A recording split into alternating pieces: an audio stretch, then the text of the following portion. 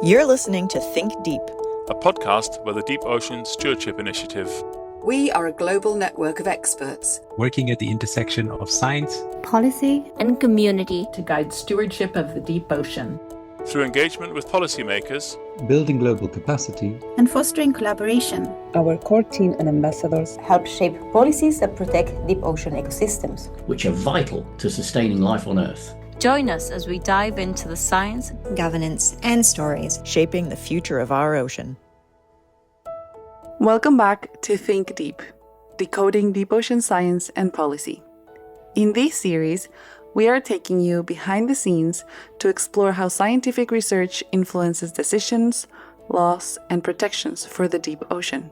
Join us as we dive into the science, the challenges, and the people working toward a sustainable ocean future. I'm your host, Michelle Gurayev, an oceanographer with a passion for the deep ocean and its connection to our lives. Today, we will talk about the concept of scale. The deep ocean is home to both invisible microbes and enormous geological features. So understanding scale is very important for research and policy. We are joined by Professor Kerry Sink from the South African National Biodiversity Institute and the Nelson Mandela University. Welcome to the show, Kerry. Thanks, Michelle. It's great to be here. We're so happy to have you with us. So how did you get into spatial planning for the ocean? Was there a particular moment or experience that inspired you to focus on this field? Yes. As a young scientist, I was actually working for the African coelacanth ecosystem program doing research, but I had an opportunity to take a leave of absence from that job and work with Professor Mandy Lombard on South Africa's first National Spatial Biodiversity Assessment.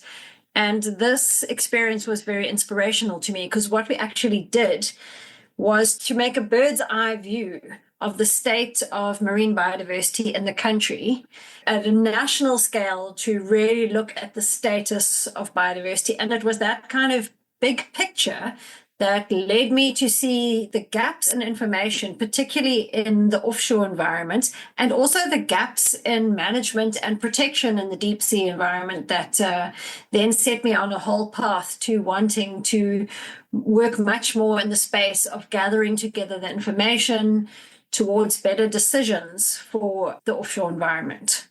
It's amazing how that one opportunity opened up a whole new world, literally offshore. I imagine that experience really shaped the way you approach your work today. Can you tell us a bit about what you're working on now?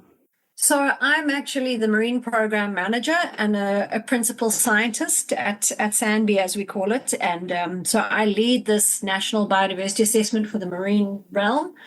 Also lead the mapping of marine ecosystem types and then the assessment in terms of threat status and protection level, and take that science to support better decision making. So jumping into the topic for today, why does scale matter when we talk about the deep ocean and governance? Well, I think, scale matters because there needs to be a match between the scale of action and both the ecological scale and the human dimension scale. In the deep ocean, scale is very variable, as you say in the introduction, from microbes to seamounts, giant geological features. And because these scales can really vary dramatically, you need to make sure that the management actions work towards the most influential drivers at each of these scales. And I know we think of this usually more in an ecological sense, but it's also really important for the social dimensions. Place matters at different scales, and you want your management action to be at the right scale to make a difference. So that's very different for very local scale versus an international scale. So you mentioned how scale also applies to the human dimension, and that brings to mind the ways in which different communities interact with the deep ocean. I'd love to hear more about that from your perspective.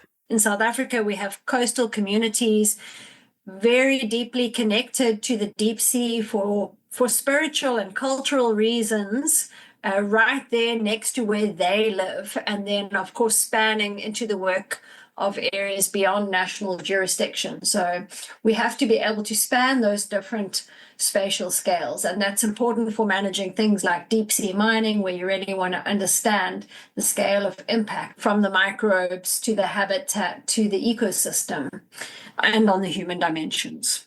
Can you tell us what are the key approaches to deep sea conservation and management? One of the most important approaches that relates to scale is spatial management, and spatial management at different scale and spatial tools. So this is not only things like marine protected areas, but also marine spatial planning and things like stewardship. We've got an important role to play in bridging with industry and with stakeholders who are affected by what happens in the deep ocean to make sure that we put into place measures. And so beyond spatial measures, those are also policy measures and practices across these different sectors. We want to make sure that we've got key steps in place that help support conservation and management. And in the spatial context, I think systematic conservation planning is one of the important tools that we have. So that's when you're using spatial analyses and expert input to identify priority areas for protection, but also for other zones in the sea. And this can help us safeguard biodiversity and ecosystem functioning while we balance things like resource use and socioeconomic effects. Other elements are things like our regional environmental management plans. So these are things that the International Seabed Authority will undertake at a much broader scale. There's various tools under ecosystem-based management, many tools linked to fisheries management in both areas within exclusive economic zones and territorial seas and beyond. So, for example, one of the areas of work that I find really interesting is to better manage vulnerable marine ecosystems. So that's the sensitive seabed habitats in the deep sea. And that really needs a spatial approach. And how are these vulnerable marine ecosystems, or VMEs, selected?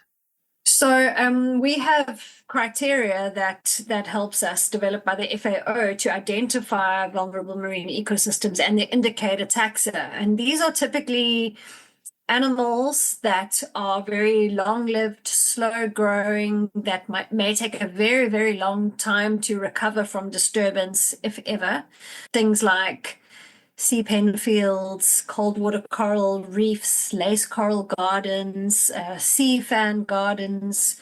These kind of features we know are sensitive seabed habitats. And so spatial management is one of the best approaches to put in place to manage these kind of habitats and ensure that they can persist into the future.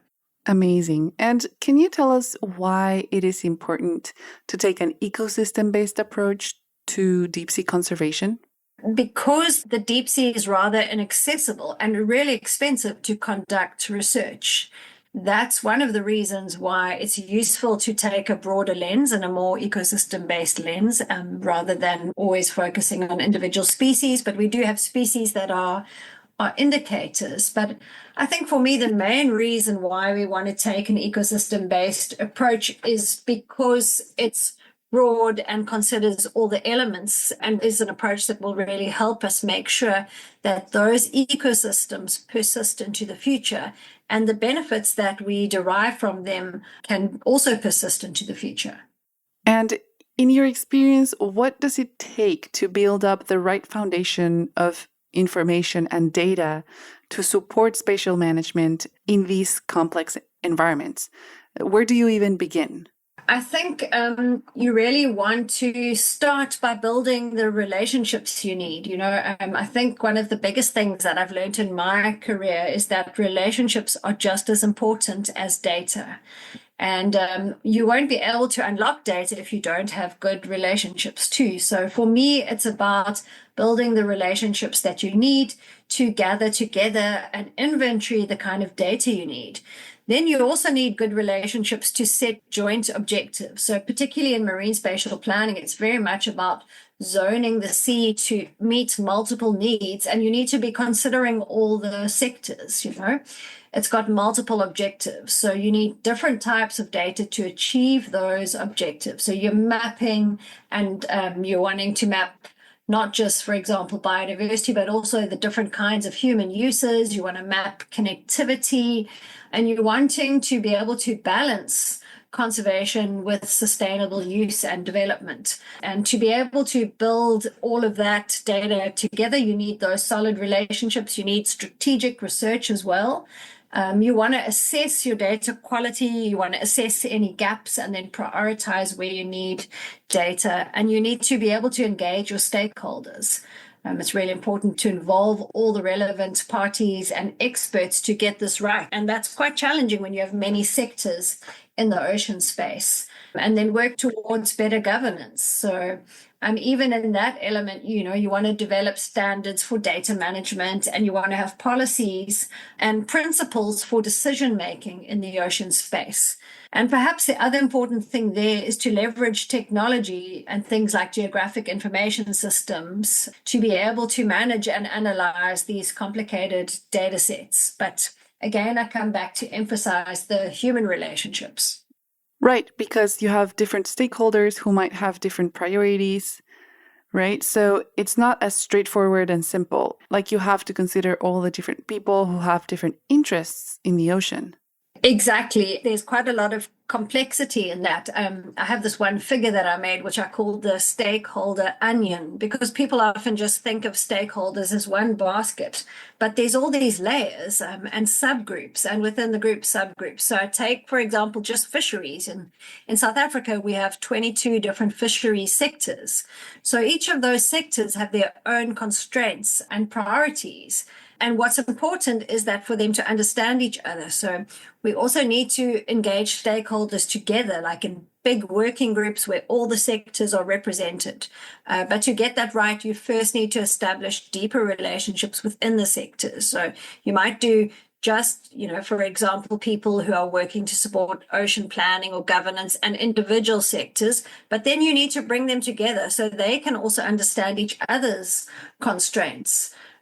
So there's a lot of social process to this work, which as a natural scientist, as my training, I wasn't really prepared for and had to kind of learn on the job. But I think it's been one of the most rewarding elements. And would you say that involves like a whole different set of people skills? Completely. It's a lot of listening, really listening, deep listening. You have to foster your listening skills and then, supporting social process. That's amazing. And are you personally directly involved in these types of conversations? Yeah, very much. I mean, I think my experience in this area of work grew when I supported South Africa in developing a network of offshore marine protected areas, and we actually designed that project to and process. Really, it took 13 years. To look at past failures. And we really saw the challenges in the social process and in not involving all the right people from the outset. So that's a really important element. People don't want to buy into something at the end of a process. They really want to be involved from the beginning. So we had to design a kind of a social process to go along with all the data work and build in steps for review and joint objectives and to be adaptive and all those different elements. That sounds very complex. And I bet it's also a lot about respect and respecting other cultures and perspectives and being able to kind of harmonize all of that into one decision. Yeah, for sure. And it can be very difficult because, there is conflict and conflict needs to be resolved. There are competing priorities. And that's where the software and the systematic planning can come in. But importantly, mature stakeholder relationships are critical to resolving these kind of tensions. And on that note, marine protected areas are one tool where you need to include different stakeholders, right? To be able to design them properly. And so I hear a lot about the 30 by 30 goal, which means protecting 30% of the ocean by 2030 for those listening. So, but how does this fit into deep sea conservation, Kerry? Well, I think, when you look at the elements of the 30 by 30 target, it talks about effective and representative networks that are equitable, so we have to unpack that target and the different elements in it. And so if you want a representative network, that's got to cover the different types of biodiversity. And that includes deep sea biodiversity. So it's not just abyssal plains far away. We might also want some of the habitat with nodules that might be of mining interests. We certainly want seamounts. We certainly want VMEs. We certainly want submarine canyons and slopes and cold water coral reefs and all these different features. So understanding that pattern is important. And then if you want effective protection and not just paper parks, you want your parks to work and you need to involve people in that. And even getting protected areas over the line, as I was saying, the social process is so important. So our experience was that you need to involve people from the outset and you need to provide opportunities. When it comes to the deep sea, the research work, it's so expensive, and industry is also sitting with a lot of data. So my view is that we need those relationships with industry to also strengthen the knowledge base for spatial planning. And then again, when it comes to the negotiation and trying to work through the difficult things, the mature stakeholder relationships are really important. And speaking of human relationships, industry is another key stakeholder in deep ocean spaces, whether it's mining or fishing or technology development. And so in your work, how have you seen collaborations between scientists and industry evolve? This has been quite a slow evolution, and it's often quite difficult because they're often on opposite they have opposite views sometimes on things like deep sea mining. So it's not an easy one, but I have seen them coming together more constructively. And I think I've seen some increase in integration and an increased focus on kind of mutual benefit where, industry recognizes the need of science and understanding the scientific elements of what they maybe want to do. They see the value in sharing data, because that can allow greater stability in the long term about where things need to happen on some cases, but it's not always an easy one. And I think maybe some of the key developments, you were asking about the trends in this have been increased access to technology. Many of the industry partners are much better resourced than scientists. I mean, South Africa is classic in that we haven't, many of the images and samples collected in the deep sea from South Africa have been conducted by industry. And now we've increasingly seen scientific partners and local scientific partners participating in that work. We've also started to see some joint research platforms that are coming together where cruises or cruise ships that have allowed new partnerships and new collaborations between academia and government and industry. For us, we saw a trend in cooperative research, and I think that was really positive because industry trusts the results of research that they are involved in. So I think that can be really mutually beneficial. I know in South Africa, we worked with mining companies and with petroleum companies. We'd say, well, we disagree on this, but let's actually do some joint research. And I think that was really helpful. And then in fisheries too. I love hearing that there's more involvement of scientists when it comes to industry initiatives. And do you have any examples where industry engagement has helped support deep sea conservation goals? Yeah, I think a great example in South Africa has been collaborative work that we've done with the South African Deep Sea Trawl Industry Association. And that really was enabled by eco-certification. And I know this can sometimes be controversial, but certainly in South Africa, the kind of stretch that eco-certification initiatives have provided to keep improving the management and protection of deep sea habitat and vulnerable marine ecosystem definitely played a role in securing new protected areas in the deep sea in South Africa. So I think that's a great example. And the industry put money into academic work as well, and collaborative research.